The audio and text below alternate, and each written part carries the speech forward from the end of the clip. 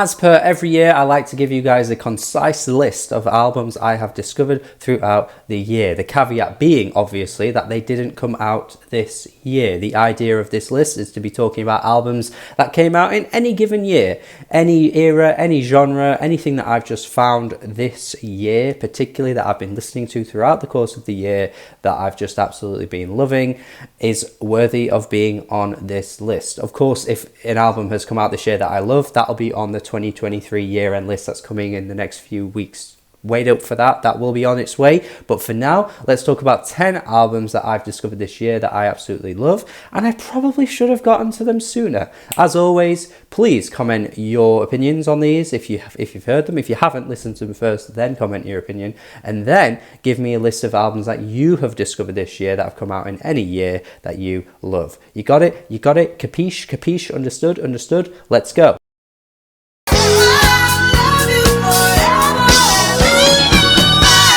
Had to begin with this one, man. I've been all over this album this year. It's been a great listening experience for me whenever I'm just doing some cooking, cleaning, whatever.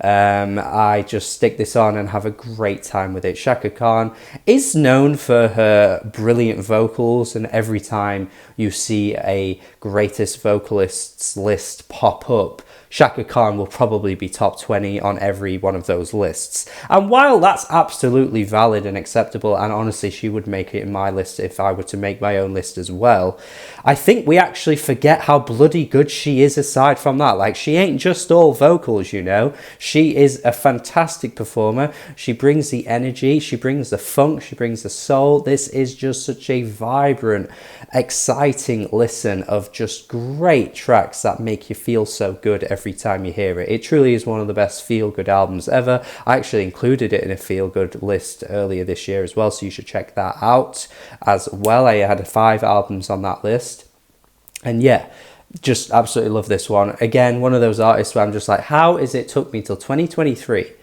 to have gotten to an artist like this? I knew her music before, but now listening to her music in full, I'm just like, man, she is truly one of the greats, and I love this album.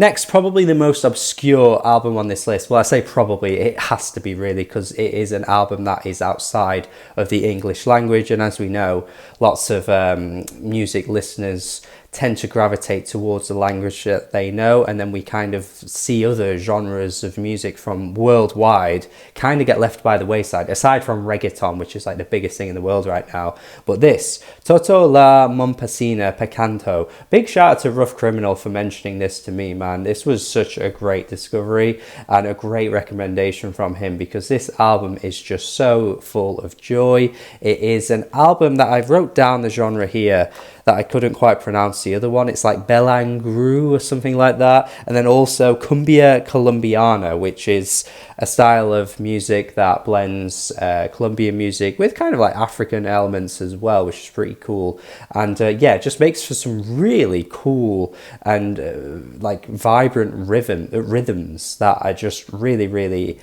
warm and cozy as well. It's such a great listen. It's really, really inspiring to listen to as well. Such a good album. It's pretty long, but I'm all for it.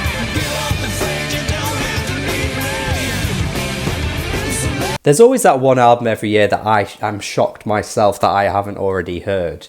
And that's got to be Soundgarden, man, this year, because this is a super famous album that absolutely everyone has bloody heard by this point, and yet even me, who has listened to so much music over my years, it only took me till this year to listen to this. Kind of mad, but yeah, this is so bloody good. Like, I was not quite expecting it to be as kind of like hard and as rocky as it is, which sounds probably stupid to people that know Soundgarden well. But when you think of how massive Black Hole Sun is, that is a huge 90s song that absolutely everyone knows. I of course knew that before listening to this album.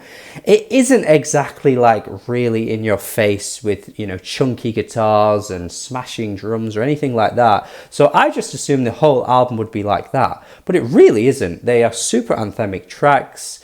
The choruses really hit. The guitars are fantastic. The drumming across this album is excellent. This truly is one of the best of its era for sure. Like, it might even rival the Nirvana albums that came out from this time too for me. I think it's that good. So very disappointed with myself for not getting to this one way sooner, but very glad that I finally have, because this is so good.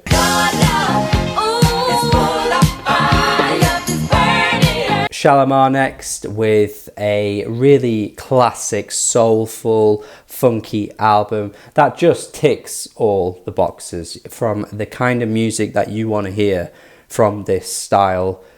You're just getting it all. I mean, Full of Fire, a fantastic opening track. Love the vocals. There's a bit of a cheesy element to some of these tracks, particularly with the lyrics for sure, but it doesn't hold them back. It reminds me of those classic artists from this time as well, like Chic, you know, anything like that you like, any kind of that funky soulfulness that you're into. Shalamar delivered perfectly on this album.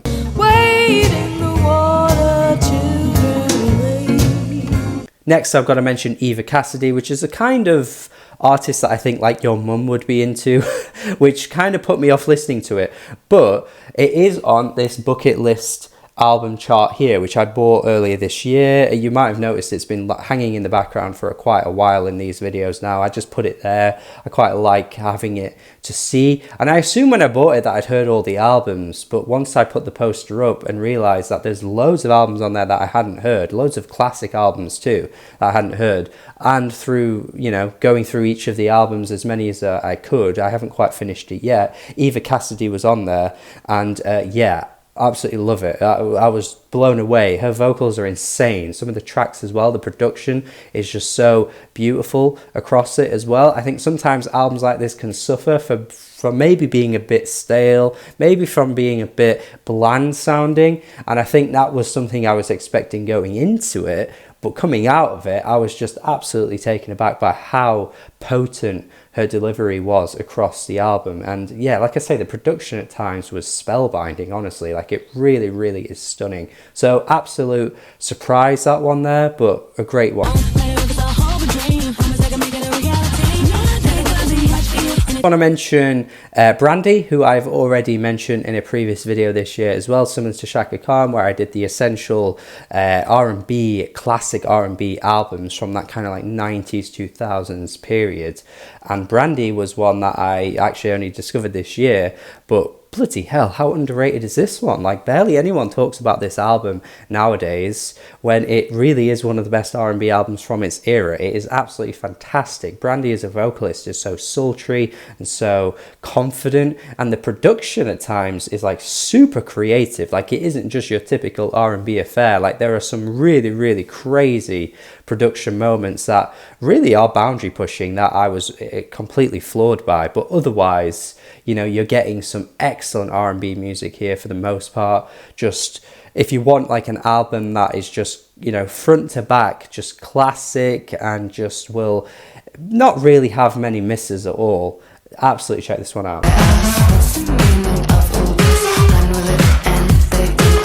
Okay, this next album is absolutely nothing like anything on this list. We have an album from PVA here, which is one of the most futuristic pop albums I've heard in quite some time. It's very new as well, the most recent album on this whole list. And I was floored by this one. I thought the production was absolutely mad at points. So feels so ahead of its time. It feels like it's going to be an album and an artist that could potentially get a lot more acclaim as the years go by if they keep pushing boundaries in this way, because there was really not much out there like this. I think for an age as well where we're seeing a lot more love for hyperpop, particularly on things like TikTok, that's, you know, kind of blown up some hyperpop artists, and generally music critics are pretty on board with hyperpop. You'd expect this album to have been way more acclaimed and way more popular than it is, because I do think it's kind of got that about it. But yeah, absolutely one of the most interesting albums I heard this year. Really, really smart, and the vision to kind of take some of the songs in the directions that they do, yeah, is impressive as hell.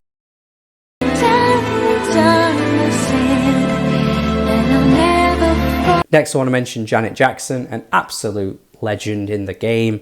Another artist that you're probably sat there thinking, no way you've only just listened to this year.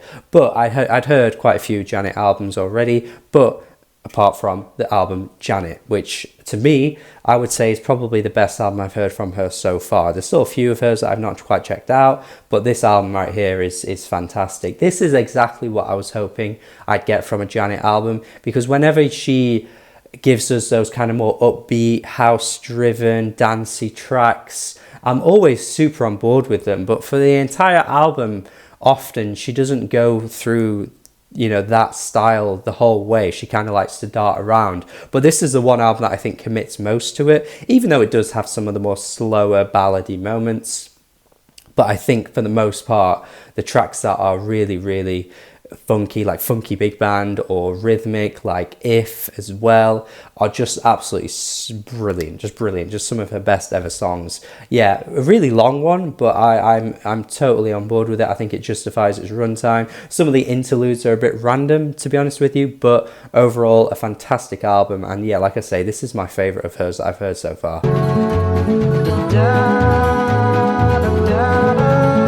You're probably aware of Labi Siffre without even realising it. The amount of tracks that he's put out over the years that have ended up being sampled in other songs is just absolutely mad. Like, truly, you know the song I Wonder by Kanye West, that is Labi Siffre. That lands on this album as well. An absolutely fantastic vocalist that I had really taken way too long to check out properly, because like I say, being aware of who he is never really spurred me on to check out full albums. But this man is like so bloody good. Like, some of the more folk and softer leaning tracks, the acoustic guitar that carries some of the tracks is like so lovely, and I was not expecting it to be like this at all. I was just assuming that a lot of the album was going to be kind of more in that R&B soul kind of lane, and yeah, there are tracks that do that, but my god, some of the tracks where it's just, you know, him and an acoustic guitar or a piano that's kind of leading the melody are absolutely lovely. One of the most inviting albums I've heard all year, and one of the most unsung heroes of the music world. Labi Siffre, man, needs way more love than he has had. Love this thing. Great album.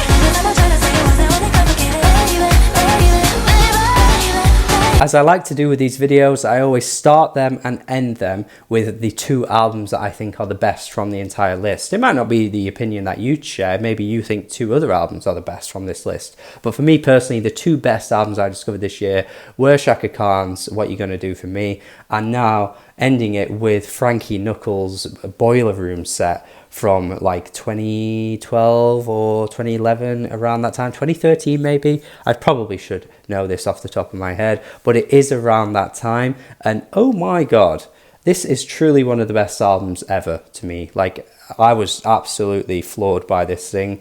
I couldn't quite believe how good this was. I know Frankie Knuckles is an absolute legend of the house world, but I just hadn't realised how good this Boiler Room set was. Truly the best Boiler Room set I've ever heard as well, on top of that. But Jesus Christ, some of these tracks are insane. Like, the ideas he comes up with, the way he transitions some of the tracks into others, the remixes that he comes out with, like the Ariana Grande one, where he basically just completely takes the original track and just builds on it and turns it into a masterpiece. Like, the amount of times he does that on this thing is incredible, and a true legend of the game that peaked incredibly late. Like, when you look at some of his classic music and you think of how great this one is, this might be the best work he ever put out there, and it's so late into his career really. But yeah, truly magnificent stuff here. I'm a massive house music fan anyway, but hearing this just kind of like opened my eyes and just really shocked me and made me kind of go like, wow, this is how good house can really get, because it's already bloody good, but Frankie Knuckles just takes it to a level that you will never be able to hear ever again. And if that's not high praise, I don't friggin' know what is. That is the end of this list from me. I've given you 10 albums there that I've discovered this year. A huge, nice, wide variety of different types of albums from different eras, different genres. I hope you've got something out of this video. I hope you have wrote some of these down as recommendations. And if you have already heard them, let me know your thoughts. And then, like I said before, please click, no, don't click anything. Well, actually, click my Patreon link. Definitely do that. that. But also comment your list of albums that you've discovered from this year that you have absolutely been loving. And thank you as always. Please subscribe, please like the video, please stick around because there's going to be loads more videos like this coming throughout December. And of course the official year-end lists aren't too long away either. Thank you, goodbye. Subscribe, goodbye.